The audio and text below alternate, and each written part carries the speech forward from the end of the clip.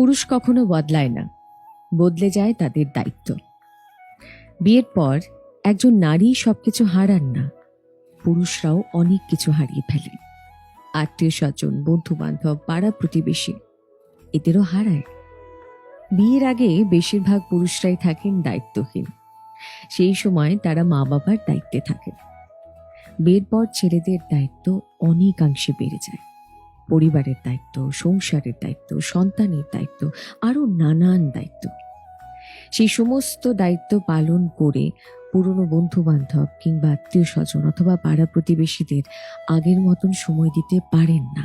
সকাল সকাল বাড়ি থেকে বেরিয়ে যাওয়া, 10টা-5টা ডিউটি, তারপর শহরের জ্যাম ঠেলে বাড়ি ফেরা, পরদিন সকালে আবারও একই রুটিন। এই কঠিন রুটিনের মাঝখানে আগের মতন কি আর বন্ধু বান্ধব, আত্মীয় স্বজন অথবা